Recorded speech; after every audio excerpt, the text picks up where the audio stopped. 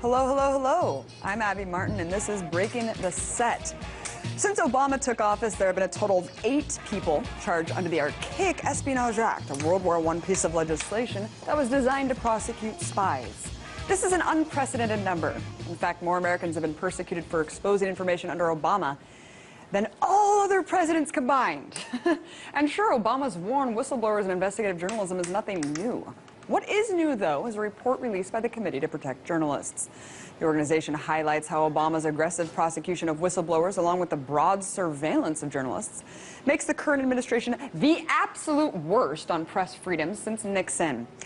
Now, I know I've reported on this issue ad nauseum, and you're probably sick of hearing about it. But just to show you the broad agreement with this viewpoint, the CPJ cites dozens of journalists from across the media sphere that concur. Take, for instance, David Sanger of the New York Times, who said, quote, "This is the most closed, control-freak administration I've ever covered." Or Jane Mayer of the New Yorker, who said, "It's a huge impediment to reporting, and so chilling isn't quite strong enough. It's more like freezing the whole process into a standstill." Or what about James Goodall, former general counsel to the Times, who noted that, quote, "President Obama will surely pass President Richard Nixon as the worst president ever on issues of national security and press freedom." Look, I could go on, but I think you get the idea.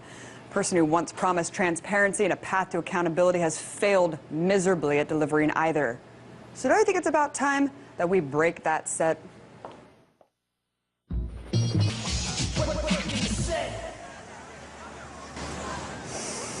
Guys, today's a sad day for breaking the set, because it looks like the drone king might be retiring his crown. Some have been worried about the future of drone strikes after CIA Director John Brennan indicated that targeted assassinations may be decreasing over the next few months. According to Brennan, there might not only be a significant reduction in the amount of strikes, but that the Army might be taking over the kill switch from the CIA. Surprising words coming from the architect of the entire drone program. But don't get too excited, folks. There's still plenty of evidence that drone strikes aren't going anywhere. Obama's far from calling for an end to the use of drones altogether, so those good old signature strikes are still in the military's deck of cards every Terror Tuesday. Because putting an unfavorable light being shed on the drone wars, there is an initiative to make them more precise and improve that pesky 2% success rate. The answer? Autonomous killer robots, of course. Yes, you heard me right. Making these already killer robots completely autonomous, meaning that drones will be able to make decisions on who lives or dies without human control. Because, you know, if there's one thing that we can trust, it's robots. There is no conspiracy. What this is one mistake. Oh, hell no. Come on! Didn't the Pentagon learn anything from iRobot? The DoD believes that lethal autonomous robots, or LARs, should be able to outthink and outperform a human driver to provide better protection from potential hackers. Seriously? Seriously?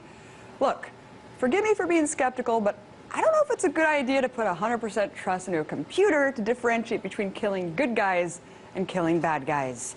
Remember, drone strikes are executed based on mathematical patterns. Hardly a fail-safe method to determine who's a terrorist worthy of being assassinated, don't you think?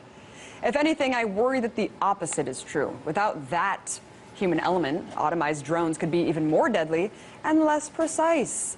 So before we give Obama too much credit, I'd say it's pretty clear that he's still sitting tall on that drone throne. But regardless of this fact, people seem to be stoked about the baseless rhetoric promising to scale back the drone program. And this is all due to Obama bringing back some of Bush's old techniques.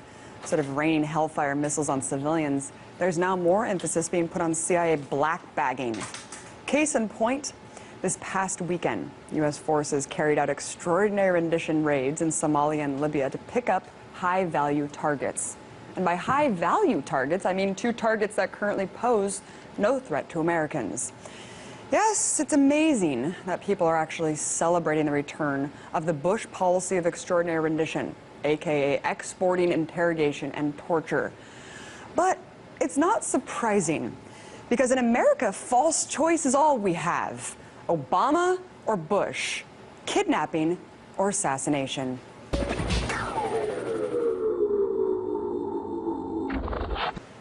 Amidst the ongoing U.S. government shutdown, Egyptian officials are criticizing the U.S. decision to cut a small portion of its $1.5 billion annual aid package to Cairo. Now, Secretary of State John Kerry has said that full aid could resume on the basis that Egypt's interim government provide a clear roadmap to democracy. Aside from withholding a pittance of its cash allowance to Egypt, the U.S. is also withholding deliveries of tanks, military aircraft, and weapons shipments. Interestingly enough, Israel is also expressing frustration over the U.S. cutting aid to Cairo, citing concerns over destabilization of the region. Yes, it's a big mess, and the involvement of so many international players and interests is only complicating the situation. So to help me break down these latest updates and how this global chess game ultimately affects the people, I'm joined by Egyptian-American political activist Dina Darwish. Thank you so much for coming on, Dina. Thank you. So Dina, you left to Egypt. You're Egyptian-American. You left there almost a year before the coup to protest against the Muslim Brotherhood. Why? Actually, a few months before the coup. I spent 5.5 months in Egypt this year.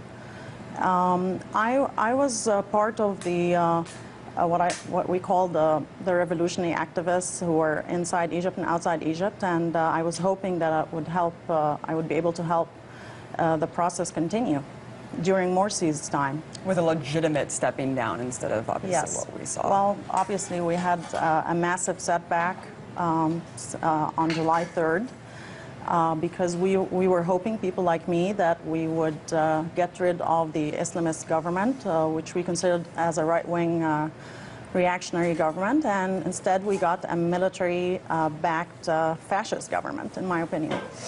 And were you surprised, I guess, being there, I mean, and seeing all this unfold, were you surprised at the audacity of the military to take over in the way that it did? And how do you respond to the justification that the military gave of why they did that? Well, actually, this brings in the so-called Egyptian liberal elite, who turned out to be neither liberal nor elite. They used a very short-sighted strategy to get rid of the Islamists, using the enemy of my enemy is my friend type of thing. But the truth is, the enemy of my enemy this time is the ultimate enemy of social justice and the genuine representation of the demands of the January 25th revolution. Which is, yeah, the military has been extremely brutal, shocking, in fact. And what I was really appalled by is, you know, I woke up to seeing headlines about the U.S. cutting its aid, but then when you read further, you realize that it's a very small amount of the $1.5 billion that it gives annually. Saudi Arabia is not cutting anything. Israel's criticizing the U.S. for its decision to even cut that small $260 million of the $1.5 billion. What do all these different players reveal about kind of the push and pull in the region? Well, Saudi Arabia backing a government is definitely not a step forward and towards democracy. Saudi Arabia has been a historic opponent to democracy in the region, democratization in general.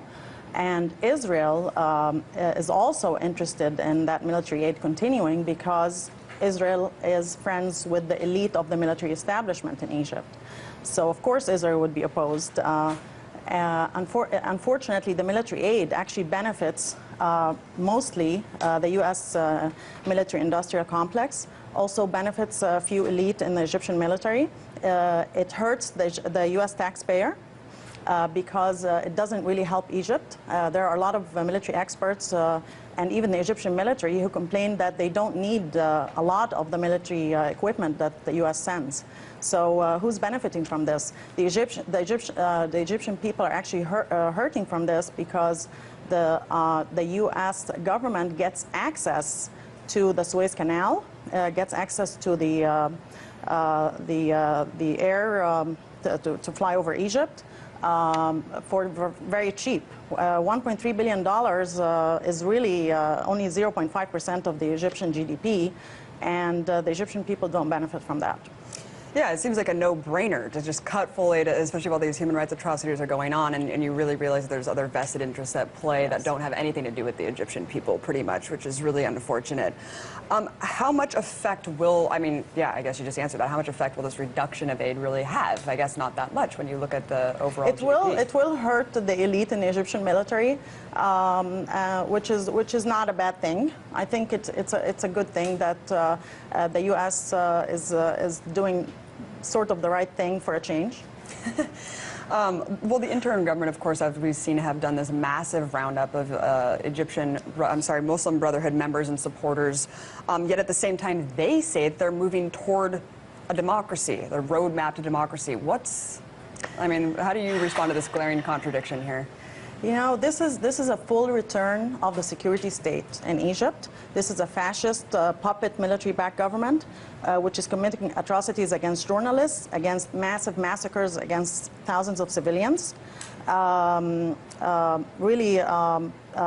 military tribunals against civilians. I mean, if the January 25th revolution was 0.0, we're -10 now. So unfortunate. At what point, how much hope is there for a real democratic process as this military is still in control of the country?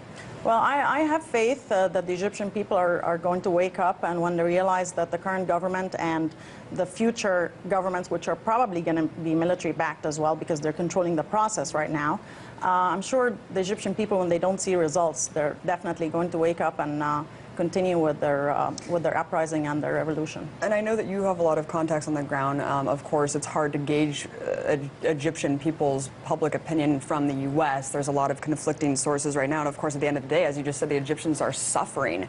What do you think the opinion is, I guess, of people on the ground about the situation? Well, there's massive media propaganda that's fueling jingoism, hyper-nationalism. They're really spending a lot of money and effort to try to brainwash the Egyptian public. But eventually, everybody's going to see that there are no results. The media is spreading lies, rumors. Anybody who represents dissent in Egypt is now either a terrorist, a fifth column, or a Muslim Brotherhood or a traitor. Really, there is no possibility of dissent without consequences in Egypt now, which is very sad. Wow, so the military is actually, it's kind of painting a broad brush on anyone who's really dissenting within the media, and they're pretty much controlling the media sources. Have great influence on the media. Also, the media, the state media is controlled by the military and the current government. The private media is controlled by the elite of the old regime and their friends and people with a lot of money it's not in their interest to actually have a successful revolution and reform in Egypt. That's why they're actually acting as apologists and propaganda spokespeople for the current regime and the military. Well, I have no doubt that the Egyptian people will rise up again. It seems rife with revolution in that whole area. Dina Darwish, thank you so much for coming on, breaking down some of this convoluted issue. Thank you. Appreciate it.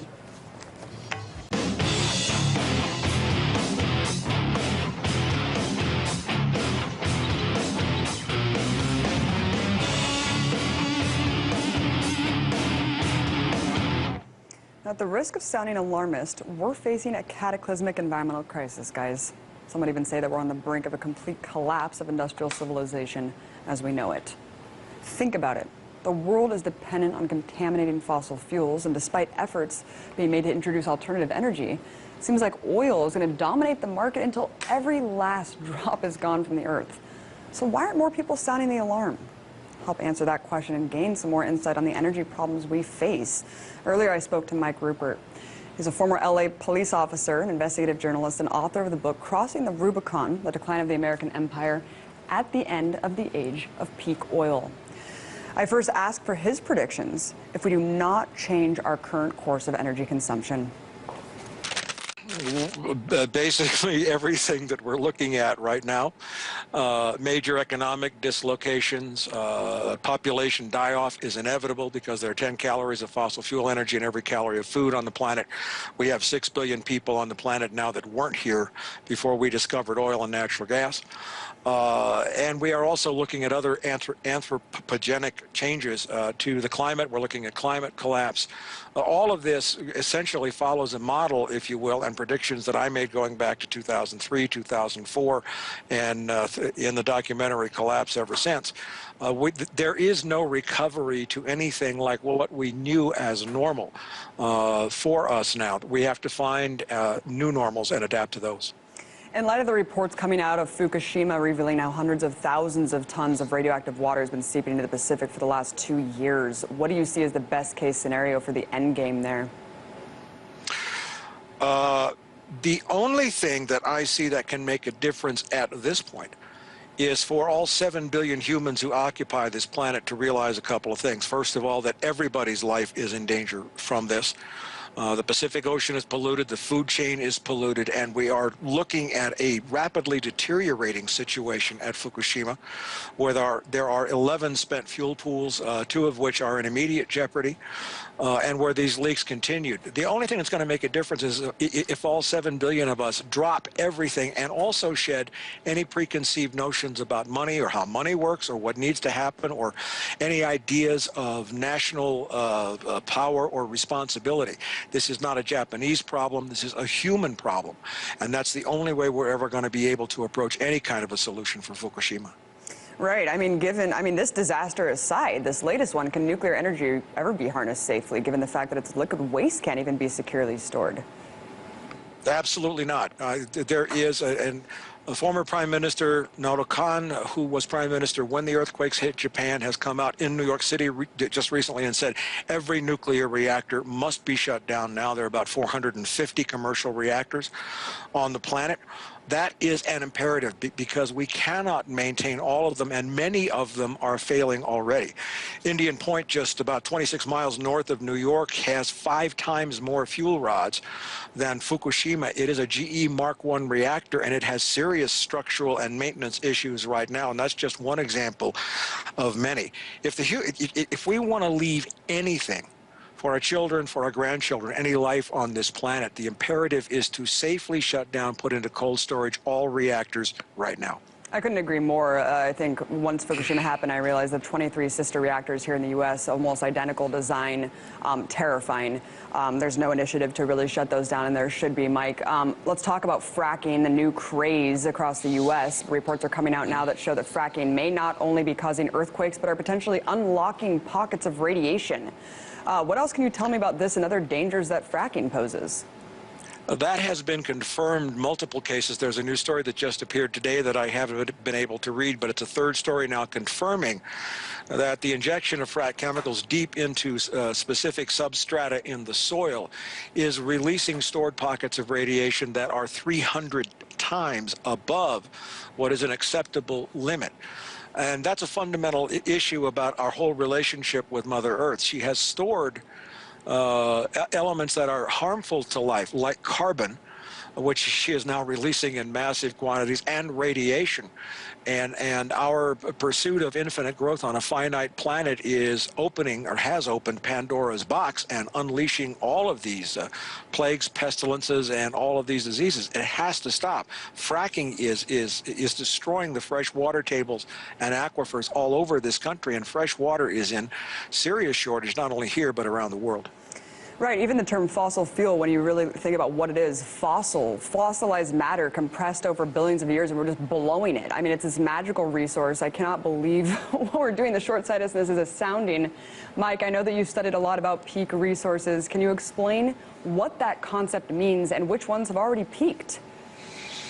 Well, the first and foremost, and I've been very active in the peak oil movement since 2001 and traveled the world, wrote more than 100 articles on peak oil and peak energy at my former newsletter, From the Wilderness. And basically, we are a civilization that has gotten drunk on cheap, abundant energy, which is disappearing rapidly. Planet Earth passed peak oil in late 2005. That's conventional oil. All these things called oil now, like tar sands, which is bitumen, shale oil, which is kerogen.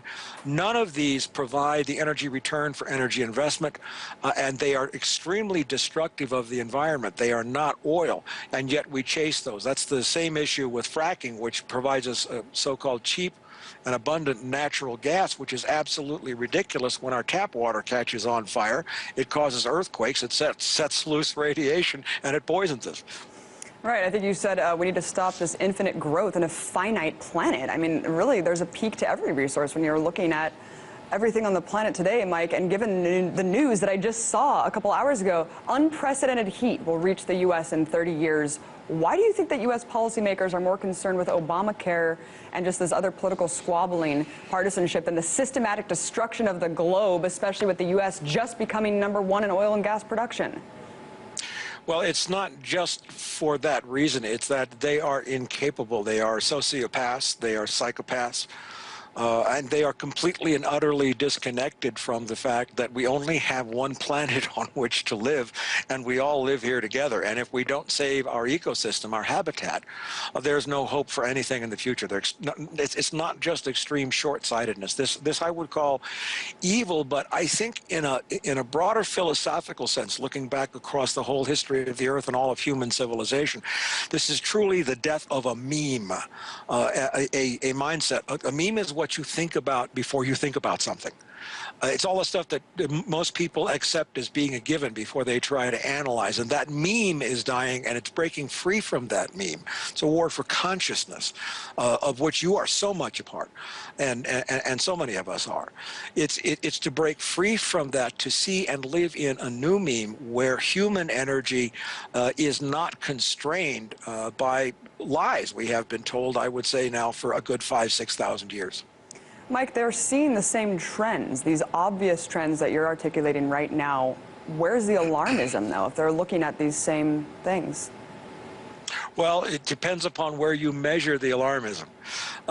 If you're looking for it from mainstream media, from CNN, the New York Times, you're not going to find it because they are incapable of sounding the alarm. However, I'm in a very unique position as a result of my longevity, 2 books, and a very successful movie through Facebook and through my own radio show, to be in touch with the fact that all over the world there is a mass awakening occurring right now.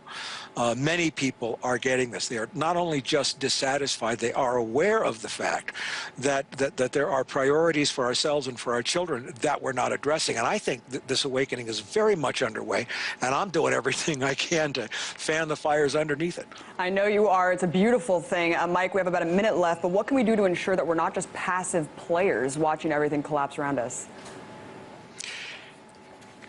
I have a saying that I use called fire your weapon, and it has nothing to do with guns and firearms. It has to do with whether your expression of dissatisfaction, desire for change, is an email, a letter to your congressman, carrying a picket sign, being a blockade in front of a Coca-Cola ramp or a railroad line shipping weapons. Find a weapon and fire it. We saw amazingly successful results with that in the recent prevention of the United States attack on Syria and regime change. The United States had said, we've determined this is the only way and the whole world stood up.